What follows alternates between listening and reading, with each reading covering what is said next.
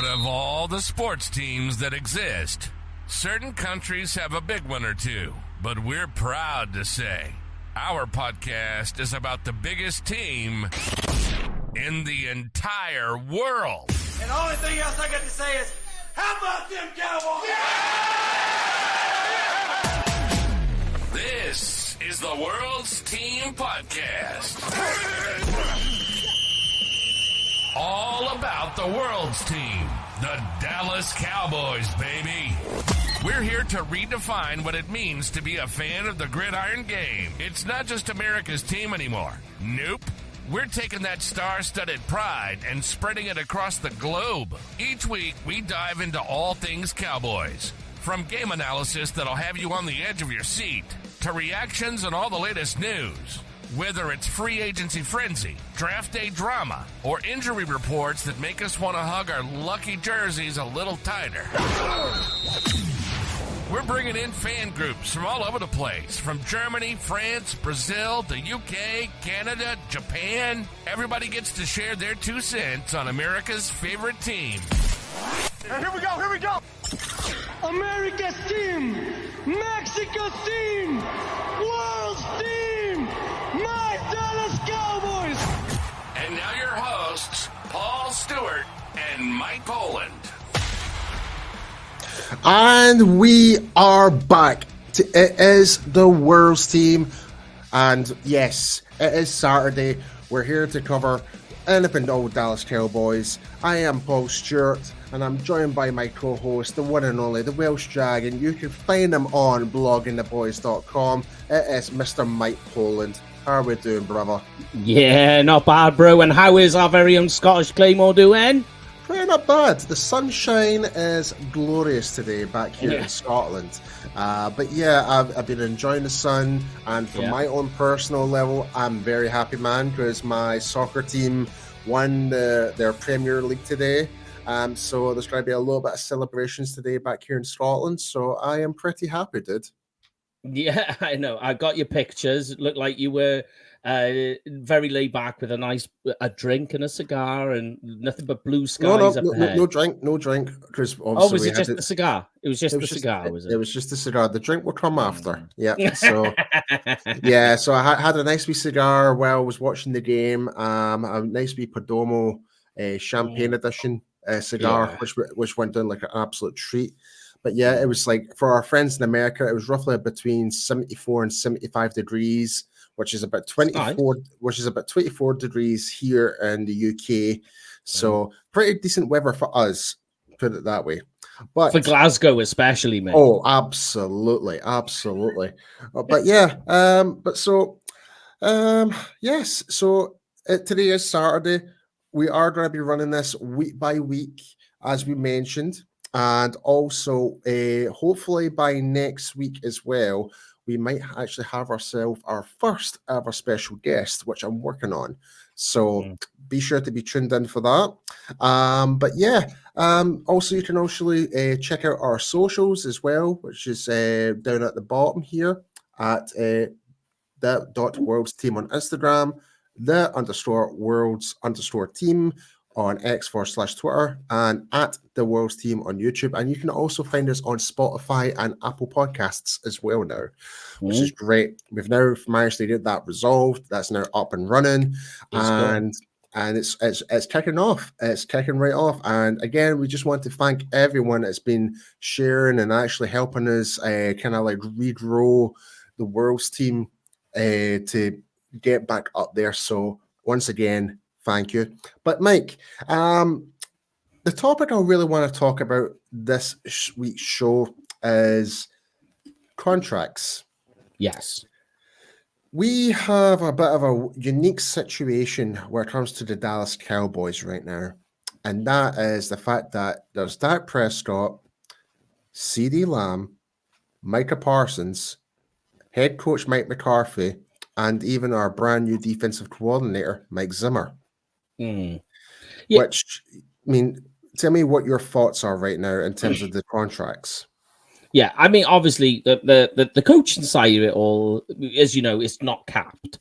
So we teams can throw as much money as they want into that, which we've seen with Will McClay, which Absolutely. is why, I mean, they know what McClay's worth is. So they'll just, every time there's talk of him walking, that figure seems to go up and up. And I think he's worth every penny for what he does. 100%. And Yeah.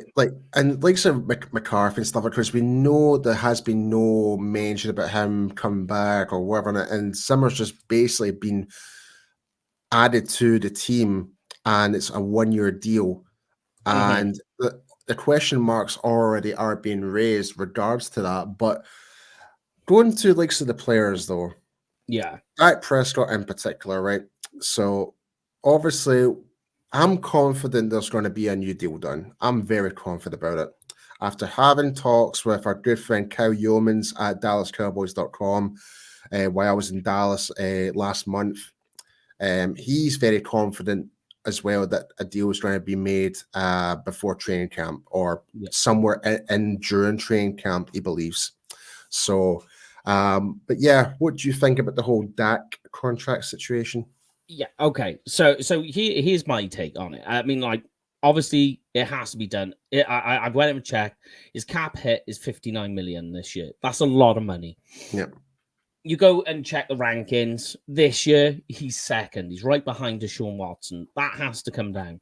It has to come down in order to be able to sort other players out. So literally, at the moment, Dak Prescott is like, like a Jenga block, a Jenga tower. Yes. Yeah, Dak is that pinnacle Jenga move, and if you pull it, the whole lot could come tumbling down. You've got to be very precise here. If you don't, then the entire Jenga tower is just going to completely collapse on itself because you're going to see a lot of issues here. So I think that has to be done, and I'm with you. Conversations that I've had as well with the boys over in Dallas is they're all saying they feel very assured that by week 1, Dak will have been sorted. Now, historically, when you think about the Dallas Cowboys, when they're in Oxnard, how many times have we seen players tank? Yeah, tank, perfect example. Zeke, essentially. Zeke, you could go through these list of players that are all being there, where they're all like in and Aaron and there's usher-ins, and you're wondering about when it's going to get done. All of a sudden, they get to Oxnard, and you just start to see these contracts getting done. They get rolled out quick, and they come out thick and fast. That's when I think it'll happen. And what we'll also see is... not to mention as well, Zach Martin. Another good example. Yeah, a good one again. That these things happen, that they get them done. For some, I think they like to see... And it is... And I don't know why they want to wait and see with Dak, because we know what he is. We know what he is, and we know what he isn't. But they seem to do it time and time again, and I get it. That they're worried about trying to push too many chips into the middle of the table all at once. The issue with it is that whilst they've been waiting for Dak to get a contract done, other quarterbacks have been getting signed. They've been getting signed. And each time another player gets signed, that figure keeps going up. Is just exactly the same as the last time with Dak Prescott. So he gets franchise tagged. They decide to leave it and hold it there for the year. And in the meantime, that price tag is going up and it's going up and it's going up. And the irony is, Paul, is we're here right now because they took so long that first time with a franchise tag. If they hadn't franchise tagged him and just bit the bullet and did it then, I know this conversation we'd be having last year, and he'd be in the second year of that new contract. Yeah, and in a way, it pains me to say this, but credit is due to Todd France, and the reason why I say that is like he's an agent that's doing his job. He's getting the best for his client. That's what an agent's supposed to do. That's what they do. Yeah. And like if we had it our way, we would have got Dak probably like $10 million a year cheaper, probably. Oh yeah, who knows? Yeah. Like, but because of Todd France and how resilient and how he was to get Dak his best deal, we ended up paying that year later, and the prices went up. But you're right, we are now in that same situation. We just seen Jared Goff just got paid a lot. I can't remember the exact. I can't remember the exact figure. I think it's like 52 million a year, something in that realm anyway. But when you really think about it, with a Tua from Miami, he's due to get a new contract. Trevor Lawrence is due to get a new contract. Right? If any of those two guys were to get their contract renewed, re-signed right now, it's just going to make matters worse. It's going to put Jerry and Steven in a much more strict condition where they have to try and pay more for Dak if they want to keep him. Because either way, if Dak walks, we're going to be in a really bad case scenario where it comes to dealing with the salary cap even further. Yeah, I just checked for you. 53 million, Jared Goff, average annual salary. Oh, there you go. I was only 1 million off. I know, yeah. Mate, I'm going to give that to you. I'll give it to you, okay? All right. I appreciate that, Mike. I appreciate that, mate. But it is wild. And then you think like Kirk Cousins. There's another one. He moves, he gets his money, he gets his bag. Every time this happens, the money goes up. And like you say, there's these guys on their rookie contracts that are coming through now who are now getting ready to have their bills paid, for the next contract. Each and every time, Dak's just sitting there going, in this particular France, like you were saying, Todd France, he's just sitting there going, ka-ching, ka-ching. The life of being an NFL football player's agent. Just waiting to see what happens, and you just elevate and elevate and elevate. That's it. But honestly, like, what would you see happening if we don't re-sign Dak? Like, where would the Cowboys be in terms of what we would need to do going forward? So I wrote about this, funnily enough, in the off season after the season finished. And essentially, the way I see it is if the Cowboys are going down the road of going, we're not going to extend him, we're not going to sign, because don't forget, he's got void years on his contract as well. That's right. Yeah. And that's the killer. That's the killer right there. Yeah. Now, if they don't go out and sign him, Dak is essentially, at the end of the season, he's able to go and negotiate his own contract with anybody. And as far as I can see it, is if the Cowboys are willing to chew up that nearly 60 million it is on the cap this year. If they're willing to chew that up, that to me says they're not willing to negotiate. And that is the end of the deal. They're going to take the cap hit on what he is, and they'll draft a rookie quarterback. If they don't get it done, the way I see it is if they're not getting it done, they are going down the road of moving on from that. And the thing is, and I don't want to sound like I'm a Dak hater or a Dak lover yet, but I don't care which direction you want to go, right? If you're saying Dak's our guy, Dak's our quarterback, that's the guy, then okay, then go for it. Sign him, get him sorted. If he's not your guy and you're willing to chew up that that amount of cap and start moving on, then start making plans, start coming down. What I don't want to happen is for them to do it and then suddenly make a heel turn and change their mind, because now it was all for nothing. Yeah, I totally agree with you. I mean, don't get me wrong, there is some good quarterbacks going into the draft next year, but that's one thing I do not even want to even think about right now, because we've not even started the upcoming season yet.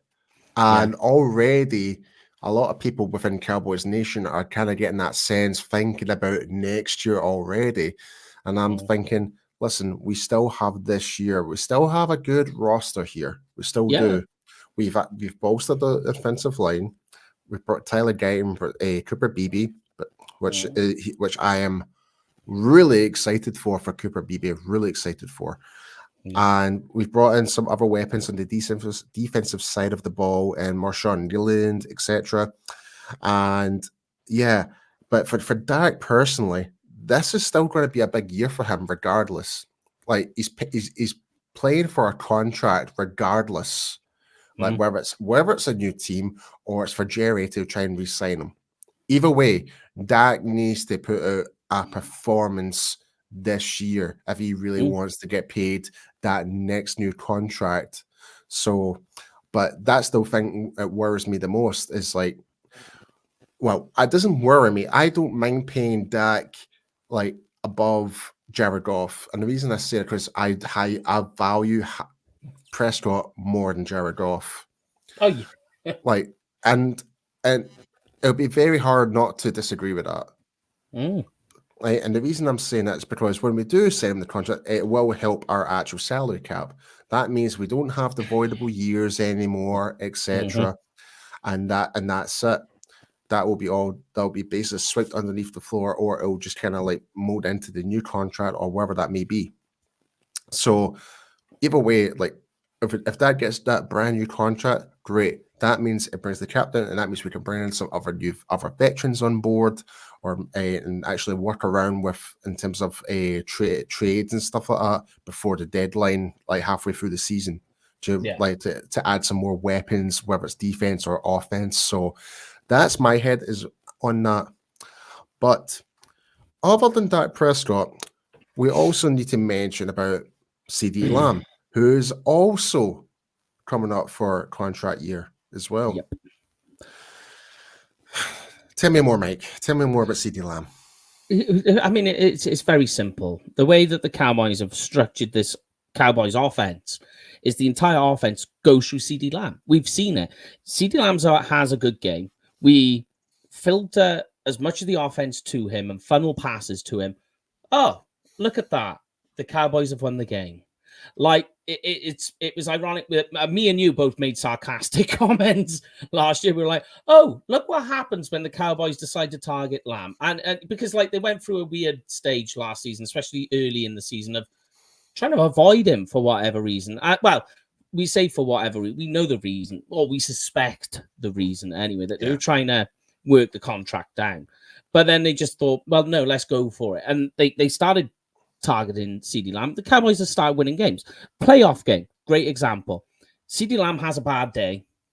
The entire offense collapses. So the way they built this offense, that if they don't sign Ceedee Lamb, we're in trouble. This is a guy who was number 1 in receptions last year, number 2 in receiving touchdowns, number 2 in quarterback passer rating when targeted, only behind Tyreek. And like, you go and check Tyreek Hill's numbers. I mean, like, hold on, I did have it up here. That you know, is he going to get Tyreek numbers? Because there was arguments whether people saw Ceedee Lamb as a wide receiver 1. I've always said that he is. You just have to. There's no doubt about that. There's no doubt about that. No. There were people who were saying, they're like, oh, I don't know. And they're like, he's a fringe wide receiver 1. And maybe he's a wide receiver 1, but on the low end. This year, he proved it. He was just like, no, he's a wide. He bossed it, essentially. He was almost, he was second in receiving yards behind Tyreek Hill. So this is the type of he beat Michael Irvin's single season record for receptions. He blew it. He didn't just beat it. He passed the line by a million miles. So this is what we've got with Ceedee Lamb. And what you don't want to be doing is messing around. And he has been a very quiet and reserved type guy, letting things happen. In fairness, though, we did have that extra game in the regular season. The rules have changed since then.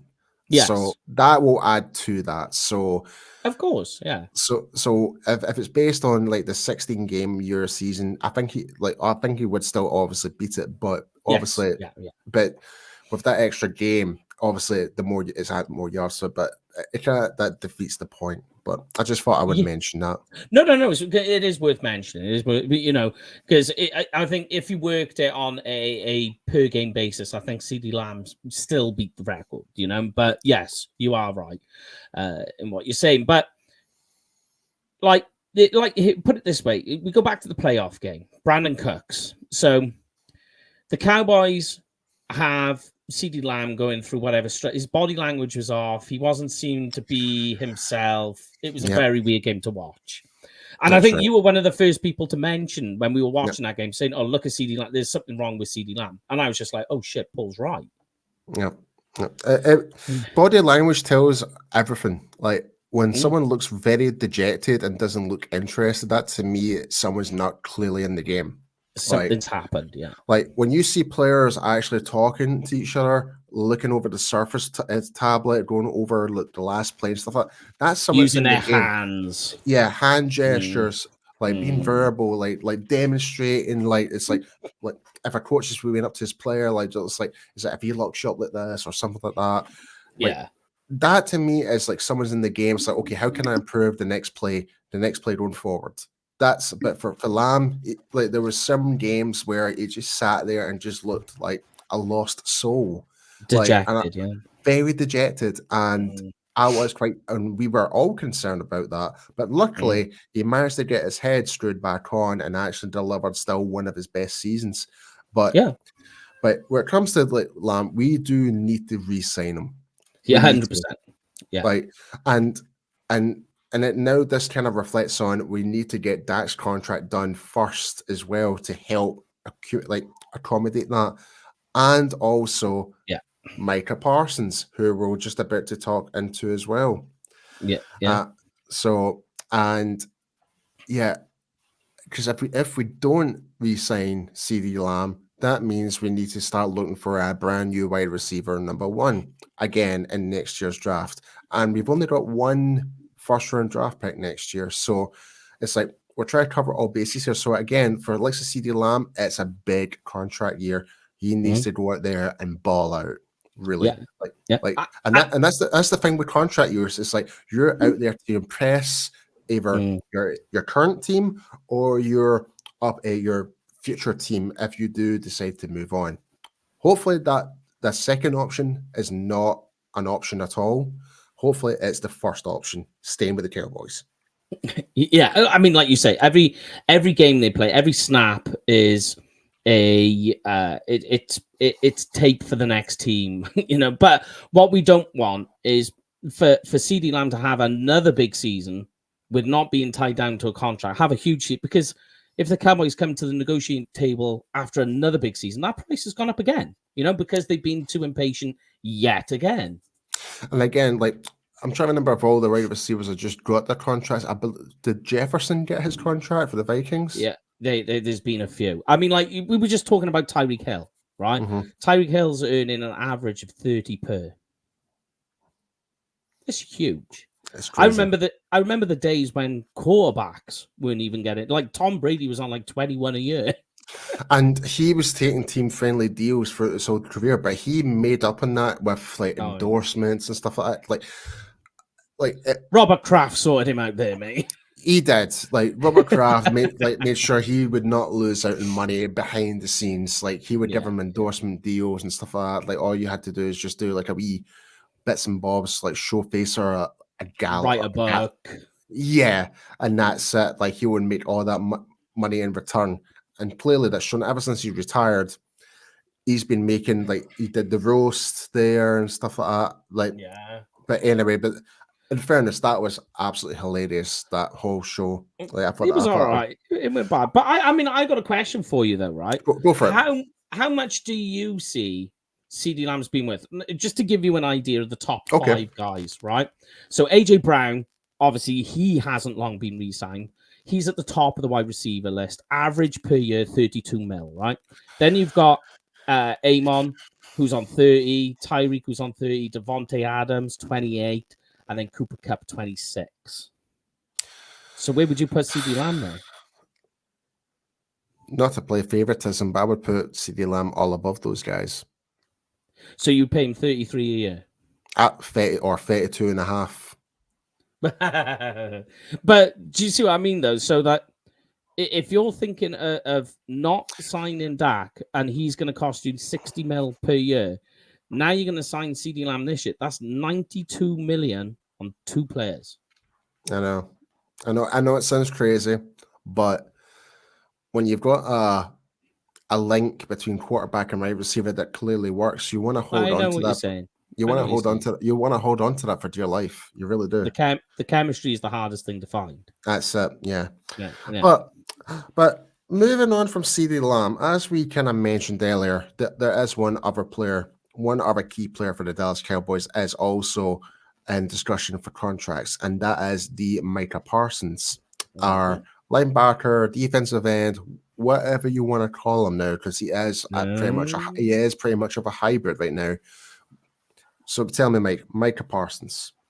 Yeah, right. So first of all, right, let's get the position part out of the way, because like if Micah Parsons is coming to the negotiation table and he's saying, "Pay me my money," he's going in there saying, "But you can look at the rankings on defensive end / pass rushers, because it wasn't the Cowboys, it was the NFL that done it. Let's be clear first."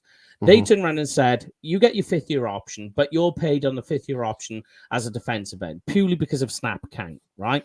So if I'm Micah Parsons and Micah Parsons' agents, I'm going, the NFL sees him as a defensive end, so you can pay him as a defensive end going forward in this year's contract. And that's how they're going to start the negotiations, or that's how I would do. That immediately means that at the end of the year, he's looking at a contract that's going to pay, Nick Bosa's on 34 per year. Yeah. These contracts, and like you think about it, what we're talking about here is, and it is badly timed, is that we're talking Trayvon Diggs, so very important position, cornerback. We're talking quarterback, very important position. Wide receiver, and as you say, you mentioned about the chemistry between the two, very important. And then you're talking pass rusher. 4 very key, important pieces of your roster. And bearing in mind, Paul, right, there's one that we've forgotten completely about, that all people are forgetting about, fans, right? We're going to talk about Micah Parsons getting his bucks. Go have a look about what defensive tackles are getting paid right now, because Osa Odigizua is up. Oh, man. Yeah, I would say, obviously, we are going to be focusing with this season going forward, but you just cannot help but think about the long-term future right now. The future. What is beyond this year? Yeah, what is beyond this year? Like, I know some people are very split between what they like about Dak and they don't like about Dak. When it comes to Ceedee Lamb, the majority love Ceedee Lamb. The majority love Micah Parsons, what he does in the field. The vast majority love Trayvon Diggs. So when you really do think about it, with those 4 players, like say, for example, Micah Parsons was to get that Nick Bosa contract, and when you add Diggs on top of that, and correct me if I'm wrong, you're talking about within the range of what, 140 to 160 million in the cap. Yeah, that is ridiculous. It's huge bucks. It's massive, and that to mention that you just mentioned Osa Odigizua, he's coming up for a new contract as well, and not to mention there's other players that are on the last year of their contracts as well, players that might be on the fringes but they still contribute so much to the team. Like because not this year but the following year, I believe Jake Ferguson will be up for a contract as well. That will be his 4th year. Yeah.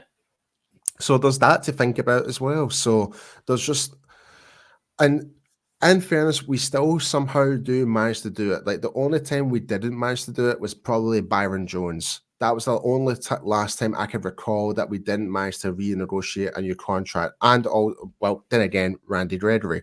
But right, I was just thinking that. Yeah, but now that I'm thinking about it, I'm glad that didn't happen now.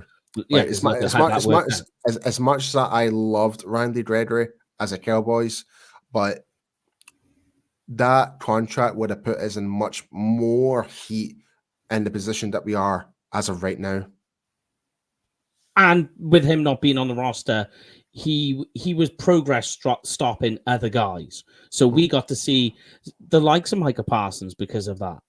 We got to see more Parsons actually develop, being more that defensive end role, because they had to. Yeah, absolutely. But yeah, so it's chaotic, and this is the, as the title of this video suggests, it is contract chaos at the moment. Like, we are going into the season, we do have a good team, but as of right now, that, don't get me wrong, there is still rooms for improvement for the Cowboys. We could 100%. There's still certain parts of areas within the team that can bring someone else in and improve that. Time will tell when that will happen. But when it comes to the long-term future, as of right now, you do need to raise question marks here. It's like, we would just like to know what direction we're going for. So therefore, just like, especially for like say myself and you, mate, like we try and come over to the Cowboys games. Like, well, me anyway, I go every year. I spend a lot of money per year to come and see some games. Like, is it worth my investment to come over and see, like, and still compete to that high expectation that we all expect, you know? Yeah, I mean, it's a lot of money. Yeah, like you say, I mean, like, you know, to be invested as far as we've got, you know, it is a pricey hobby when you're Yeah, from and the not to UK. mention our friends from Germany. They try and go over every year. My friend Frankie, Frank Muller. Like, so he's going this year. I'll be meeting up with him. Hopefully we can try and get him on the show, and he can talk about how he became a Cowboys fan as well. We've got our friends on from Cowboys France. We've got the Spanish Cowboys. We've got our friend Cowboys Can fan. I believe they're going early on in the year. I can't remember. Baltimore, I think. Yeah, they're definitely going to the Baltimore game, which is fantastic. They're going to have a great time. Oh yeah, I'm not looking forward to the game, but in terms of the atmosphere, the festivities, it's going to be fantastic. But before we move on, let us have a wee word from our sponsor. The World's Team Podcast is brought to you by Cowboys Experience, the ultimate Cowboys experience with stadium tours, meet and greets, tailgating, game tickets, and much more. For more information, please go to www.cowboysexperience.com. Yes, guys. So be sure to go and check out cowboysexperience.com and get in contact with all the guys there if you're interested in going to a game this year, and they will treat you like absolute royalty. But Mike, but I was going to say on that note, Paul, don't forget that they can catch me and you talking with the guys from Cowboys Experience. That's right, because we are featured on the Cowboys media show. Cowboys Experience media show. Yeah, because we had Preston Pearson on Wednesday evening there in Central Time. Got to talk to him, get to talk about what his thoughts were, which was great. Barry does a fantastic job when it comes to like the actual business side in terms of like packages and stuff like that. And he just has so many good relations with former players and current players, and he's got some really good big things coming up this year. Hopefully he might bring Cooper Beebe to the meet and greet. That's what I'm hoping for. But anyway, Mike, so we're now into our segment. So this is going to be our weekly segment, ladies and gentlemen, is Would You Rather? So Mike is going to ask me a question, would I rather? And basically, it's like two options. You may have seen it from our social media posts back in the day, previously on our Instagram and Twitter. And basically, like, for example, we had the discussion of who would you rather have, Peyton Wilson or I can't remember, or the linebacker from Texas, A&M. Oh my God. Jalen. No, Edgerrin Cooper. Oh, Edgerrin Cooper. Yes, sorry, Texas A&M. Yeah, of course. How could I forget that name? I know. I was going to say, because you are an Aggie. Sorry. I know. Like, everyone, please bash Mike for that one. But there's going to be some people who are Aggies fans that I know are going to be kicking me. Don't you worry. Yeah, I think they will. But we did things like that, or would you rather like Jackson Powers Johnson or Graham Barton? Like that's what we did pre-draft type of idea. So we're in now this situation now. We're doing different scenarios and would you rather, and we will post this up on our Instagram and Twitter, and we would love to hear your feedback as well. So, Mike, what is this week's would you rather? Okay, would you rather? We're going offensive line here this week, Paul. Oh, my favorite. Oh, okay, that's perfect. That's why we're doing the very first Wills team. I know you very, very well, so why would I not go with offensive line? Yeah. So I'm going to give you looking out for me, brother. I'm always looking out for you, bro. Right. So here we go. Right. Which offensive line jumble do you think sounds better? And I'll give it to you, and you pick which one you prefer best. Okay, all right, go for it. All right, which is better? So at left tackle, you've got Mm-hmm. Guyton. Left guard, we're putting Smith in there. Okay. Center, Cooper Beebe. Mm-hmm. Right guard is obviously that's Martin's position. It always is. Just so you know, either way, Martin is at right guard in both. Yeah. And Okay. right tackle is Terrence Steele. That's option 1. Okay. Option 2, we're going to shift Smith out to left tackle. We put Cooper Beebe in at left guard, Hoffman plays center, Martin in where we said, and Tyler Guyton at right tackle in his natural position. Oh, interesting. Huh. Now think about where Right. where Guyton and Beebe have played in college, and Yeah, also is there a more experienced factor? That is a great one, mate. yeah. And think about this as well. Tyler Smith. Me and you have spoken about Tyler Smith. Where has he played his best football for Dallas Cowboys? A guard or tackle? Tackle. Yeah. Let me move this over here. Well, I know what the answer is going to be. What the outcome is going to be is going to be the first option with with Guyton, Smith, BB, Martin, and Steele. That's going to be your most likely lineup. But I do like the idea of that second option. Yeah. Because let's be honest here, like Guyton has more experience on the right tackle. Yeah. But the only issue I have with that is Guyton is not protecting Dak's blind side. No. You've got Smith over on the left, though, who has a record of actually doing it. And if you remember before the draft, I'm not trying to persuade you either way. I'm just giving you like a little recollection of the conversation. I know. Yeah. That they were talking about Hoffman and saying they might not actually draft center because they feel quite good. The coaches, they feel quite good about Hoffman at center. Well, it's funny that you mentioned that because Solari has made some public statements that he's really happy with Brock Hoffman's progress. So it's good to know that there has been a development push for Hoffman. Where has Hoffman been in the offseason, Paul? Where has he been training? Mr. Duke Manyweather, the O-line masterminds himself. The magician. Yes. And he's been working with Guyton, obviously. And he's been... As well.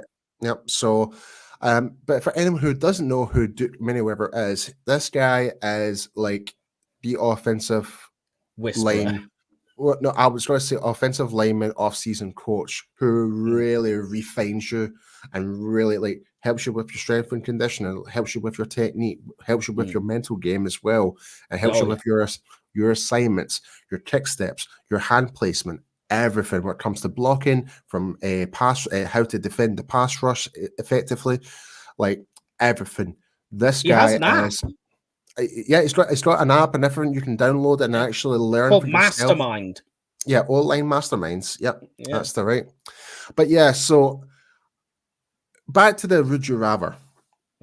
I'm going to be honest with you. I still prefer the first option. The reason why I'm saying this is purely because, like, Guyton himself announced that even from his announcement with Jerry and stuff like that, and his private interviews in the Dallas building, he prefers playing on the left-hand side anyway.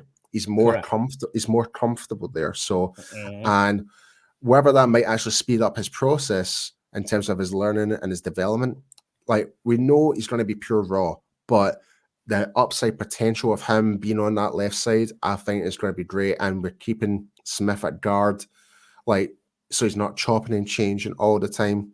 Like, I think that will probably be the best scenario. And we're seeing BB, he's doing a lot of snaps. He's been told he's going to be playing center regardless. So we know that. So I'm going to stick with the more conservative answer here and stick with option 1, which is going to be Guyton, Smith, BB, Martin, and Terrence Steele. And again, like the only weakness there really is obviously like Terrence Steele out of those names that were name dropped. But we are hoping that Terrence Steele can have his comeback this year, because we did see some great plays and how he actually pancaked several defensive linemen and linebackers. Like I'm trying to remember what game it was. Actually, it might have been the Bengals a couple of was it last year? Yeah, it may have been that game, or it was but either way, Steele does have potential upside, and I believe he was coming back from an injury as well. He was his ACL. So it was his ACL. So you need to put that in consideration as well. So Mm. I still have very high confidence that Steele can still do the job. Yeah. That, like, the flags is still an issue, but if he was to go under like Duke Mini, whatever, work with him, I think a lot of those refinements can be really nailed out. And obviously, with the game now going back to OTAs and training camp, Solari will be in a much more better state in terms of coaching these guys to the way he wants them to be to suit the offensive playbook.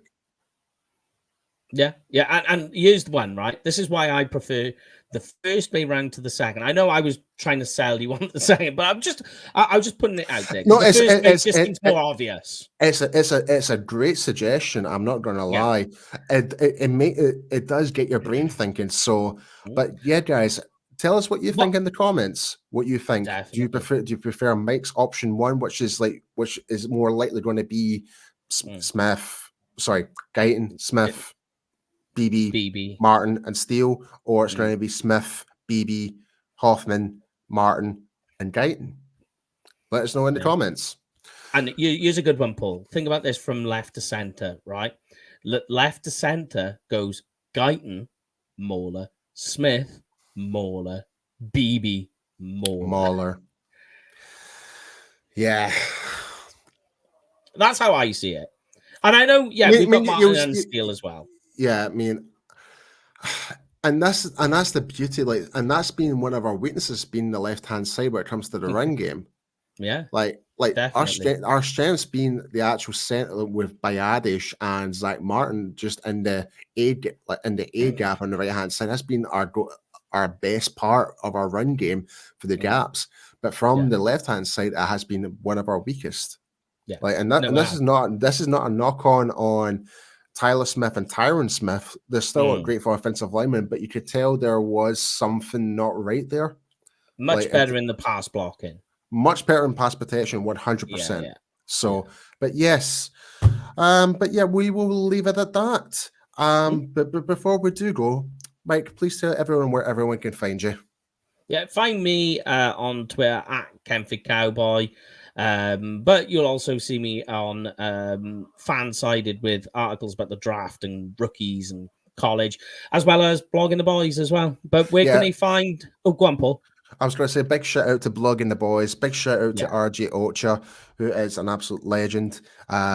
Again, if it wasn't for those guys, we would not have this platform at the start. We're now kind of doing our own thing now. But again, we just want to give a big shout out to Blogging the Boys. But guys, you can find me at IamPStew on Twitter and Instagram. And like I mentioned, you can follow her on our socials, which you can see here below. But with that being said, it's not just America's team, it is the world's team. See you next week.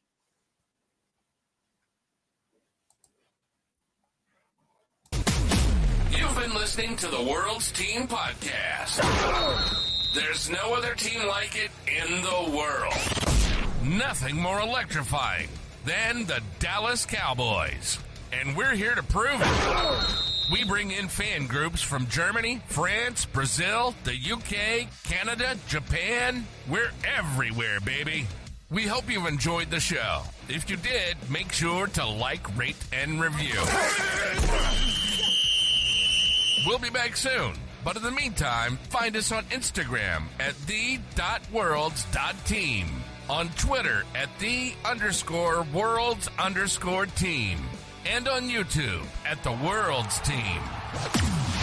How about them Cowboys? And the only thing else I got to say is, how about them Cowboys? Yeah! See you next time.